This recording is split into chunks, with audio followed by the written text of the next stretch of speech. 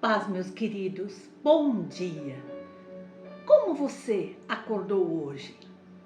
Está meio triste ou está radiante, confiante que você é filho amado de Deus? Que você não está sozinho na caminhada, porque você é escolhido por Deus. E, mais que isso, Deus quer usar você na sua obra para pregar a palavra, para anunciar o seu espetacular amor. Mesmo que o mundo te rejeite, mesmo que o mundo diga que você não é para essas coisas, eu quero te dizer o que diz na palavra do Senhor.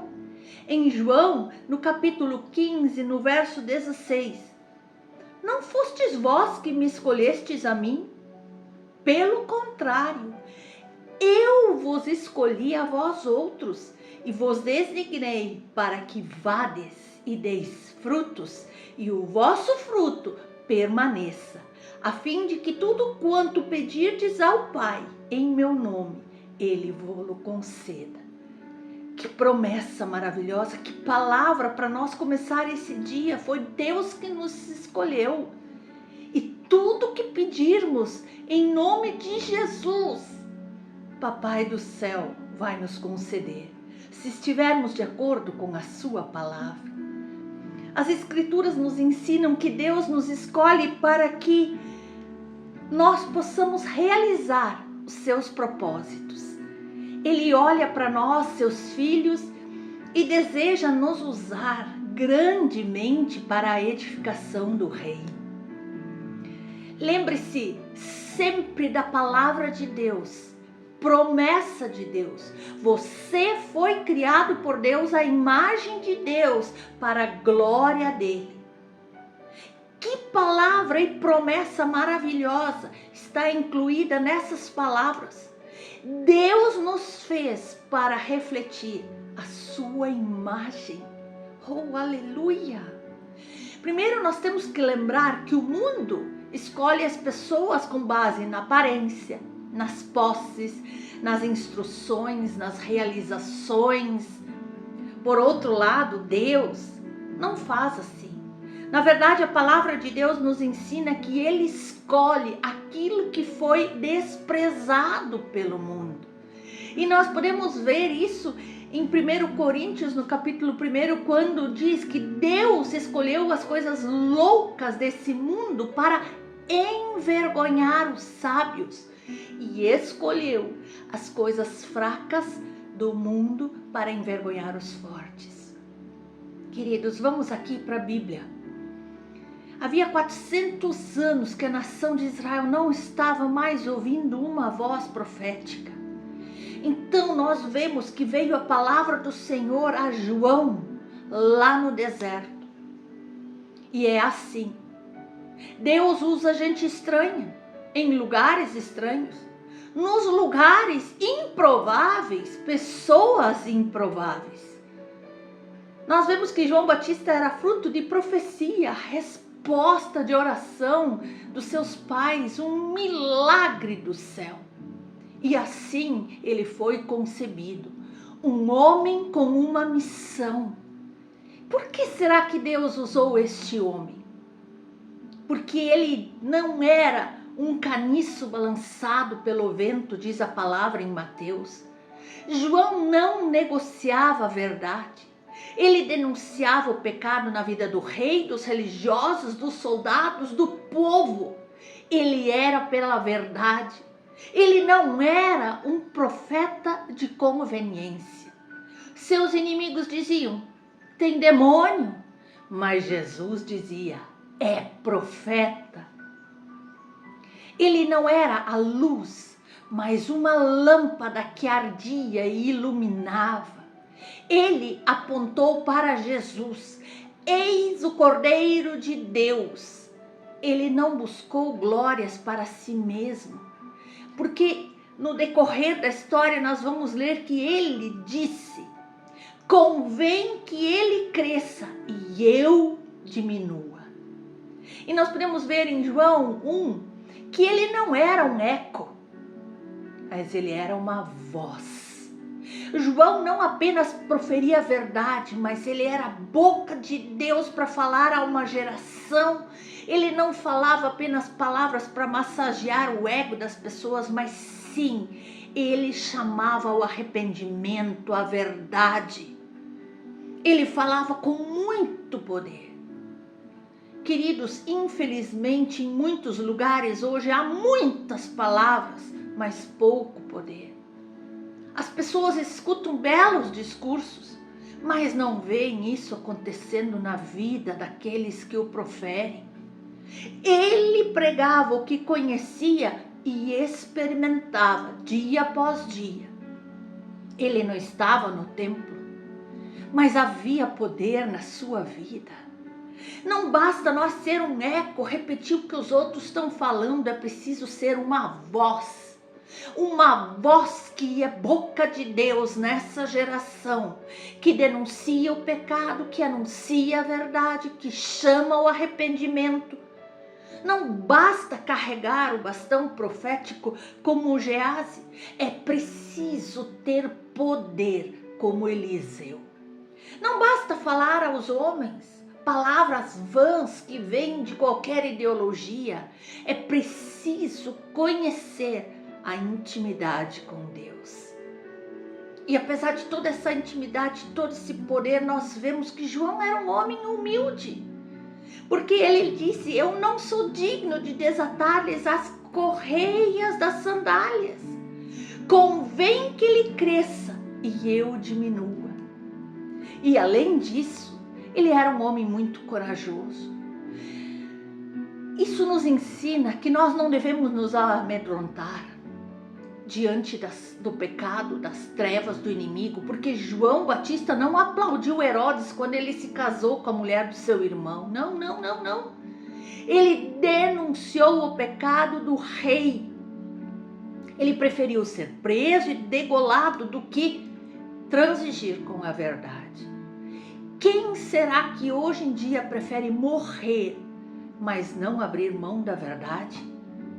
Quantas vezes negociamos valores, negociamos princípios? Amados, é tempo de pensar, somos filhos de um Deus justo, soberano, e assim nós devemos nos comportar, dia após dia caminhando em santidade a Deus. E João era um homem cheio do Espírito Santo. Até no ventre da sua mãe, aos 5 meses de idade, estremeceu de alegria. Aos 5 anos ele já vibrava por Cristo. Há muitos e muitos nas igrejas que estão frios, que estão indiferentes à palavra de Deus, que estão indiferentes ao mover de Deus, envelhecem frios e indiferentes ao Salvador. Amados, alerta! Precisamos vibrar pelo Senhor, precisamos ser apaixonados por Jesus, querer cada dia estar mais pertinho dele. E então, como Deus pôde usar este homem? Deus usou ele para aterrar os vales. Nós sabemos que há abismos na vida do povo, impureza, desânimo, comodismo, mundanismo, pecado. Vale é algo que separa 2 montes, é a falta de comunhão, a mágoa, as contendas, a maledicência. Isso vai ser um vale, um buraco que vai nos distanciar do Senhor. E Deus usou este homem, João, para nivelar os montes. Ali nós podemos ver que muitas vezes na Bíblia montes falam de soberba, orgulho. Orgulho são montanhas que estão entre nós e Deus, impedem a passagem do Senhor para chegar até nós. Onde há soberba, não há manifestação de Deus. Nabucodonosor foi comer capim, Herodes foi comido de vermes, porque havia muita distância entre eles e Deus. Montes também falam de incredulidade.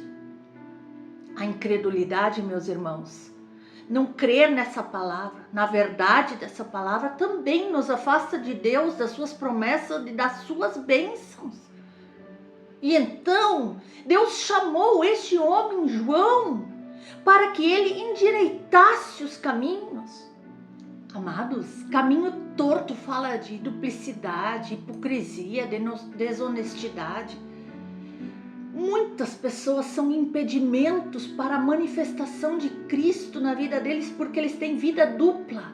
São uma coisa na igreja e outra em casa, outra no emprego. Ali nós vemos que a palavra que João Batista prega, ela tem uma mensagem. Ela é a palavra de Deus e não palavras de homens. Depois desses 400 anos de silêncio profético, João aparece pregando sobre arrependimento, sobre busca a Deus. Nós percebemos que nós lendo aqui que a nação havia se desviado de Deus. A religião estava corrompida. Todos os segmentos estavam corrompidos. E aquela mensagem de arrependimento já não era mais popular. Mas nós vemos que João vem não para agradar os homens, mas para agradar a Deus. E do mesmo modo, se nós olharmos para a nossa nação, para as nossas escolas, para todos os segmentos, nós estamos vivendo num tempo de crise sem precedente. Nossas instituições parece que estão doentes, parece que a corrupção já está no DNA da nação. E assim, também eles estavam numa época de imensa crise moral. Os líderes religiosos da nação já estavam corrompidos. Herodes era um homem devasso, adúltero. Veja que talvez se nós olharmos ao redor, talvez eu conheça ou vocês conheçam pessoas também numa crise moral. Lares sendo destruídos, tráfico de drogas crescendo, o nosso parlamento se enchendo de corrupção, a corrupção ganhando cada vez mais o coração da nação, vícios, drogas, as trevas imperando, uma época de crise lá e talvez agora, como nunca visto antes.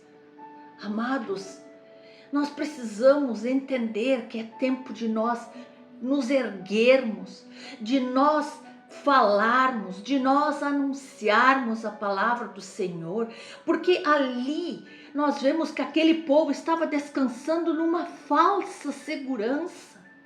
O povo estava indo para o juízo sem sequer se preparar. Amados, nós vemos que hoje a igreja até cresce, mas a nossa nação não muda. Amados, nós vemos que as pessoas que ele chama ao arrependimento, revela que ele tem uma ousadia espiritual. O arrependimento é a grande manchete de Deus. Na preparação, nós vemos que João Batista dizia: arrependei-vos. Aí depois vem Jesus e também diz: arrependei-vos. E quando nós vamos para Pentecostes, Pedro prega: arrependei-vos. Queridos, arrependimento envolve generosidade no dar, honestidade nos negócios, justiça, sinceridade em nossos relacionamentos, integridade na palavra, respeitar os princípios bíblicos, ausência de ganância, orgulho, soberba, vingança, totalmente centrados na palavra de Deus. E então nós podemos ver que a mensagem de Deus é arrepender-se. Arrepender-se e viver uma vida plena, abundante com Cristo, ou então não se arrepender e morrer. A mensagem do Evangelho traz ou salvação ou condenação. O ímpio não permanecerá na congregação dos justos. Quem não estiver trajado de vestes nupciais no grande dia será lançado no fora. A mensagem de Deus nesses tempos, meus queridos, é um apelo urgente a todos. E esse apelo, essa palavra, essa mensagem alcança todos os religiosos, toda a multidão, todos os soldados, todos os publicanos. Atinge a todos. As máscaras precisam cair, as pessoas precisam se revelar. Não dá mais para esperar, o tempo é agora, o reino já chegou. Deus espera agora frutos dignos de arrependimento. E então fica o questionamento: será que realmente temos produzido frutos dignos de arrependimento? Quando a igreja se arrepende, quando a igreja declara os seus pecados, então o mundo vê salvação de Deus chegando. Quando a igreja se humilha, ora, clama, se volta para Deus, o mundo experimenta a salvação de Deus. Veja, é uma bênção que não há como falhar. Quando há arrependimento, há bênção, porque a palavra diz: toda carne verá. Quando a igreja realmente se arrepende, clama, se une em oração, a salvação de Deus vai ir além das quatro paredes. Multidões virão a Cristo, almas serão salvas, pessoas serão impactadas pelo amor de Cristo, pessoas serão renovadas, transformadas. O avivamento que alcança o mundo com a salvação, ele começa com uma igreja, através do seu arrependimento, através de joelhos dobrados, através de pessoas conectadas com o Pai, através de pessoas íntimas do nosso Deus Todo-Poderoso. E então sim acontecerá essa bênção que não há palavras para explicar, que diz que toda carne verá a salvação de Deus. E então quando a igreja acerta sua vida com Deus, algo tremendo, extraordinário pode acontecer no mundo, porque outras pessoas vão ser impactadas com o seu testemunho. Se eu e você, meus amados, queremos ver a nossa cidade impactada, as nossas famílias impactadas, o nosso bairro impactado, nós precisamos acertar a nossa vida com Deus. Precisamos aplicar os princípios de Deus em nossas vidas. Precisamos estar no centro da vontade de Deus e não nos desviarmos, não tomar atalhos e obedecer somente a Deus. Desde que você esteja amando a Deus acima de todas as coisas. O mundo pode não te ver, as pessoas podem até rejeitar você, mas Deus quer usá-lo. Assim também, Ele deseja fazer de você um instrumento valioso para fazer grandes coisas para o reino de Deus. Tudo começa com arrependimento, porque você é um escolhido. Você foi escolhido por Deus. Nós descobrimos que nós somos escolhidos por Deus na medida em que nós vamos conhecendo mais quem é Deus, seus atributos, toda a sua palavra, suas promessas, a importância dele na nossa vida e o que ele faz por nós. Então nós passamos também a sentir uma necessidade de fazer mais, de ofertar mais, de nos entregar mais, de ficar mais tempo com ele. O escolhido de Deus, quando descobre essa graça em sua vida, ele confia tudo a Deus. Sua vida, sua família, seus negócios, todos os seus bens.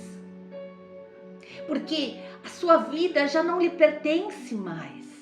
Ele já entregou para o Pai. A vida daquele que é escolhido, ela está nas mãos de Jesus. O melhor lugar.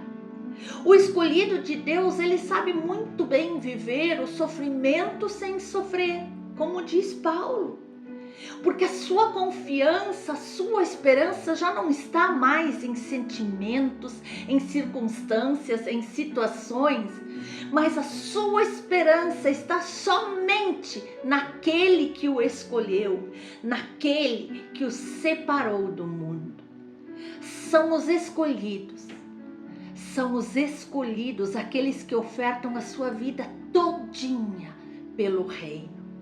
São os escolhidos que arriscam a própria vida para que o mundo conheça Jesus Cristo. Foi assim com João Batista. Foi assim com Maria, mãe de Jesus, e José, que arriscaram a própria vida tentando fugir para não serem mortos junto com o menino Jesus. Mas mesmo assim, com essa iminência de morte, disseram sim a Deus.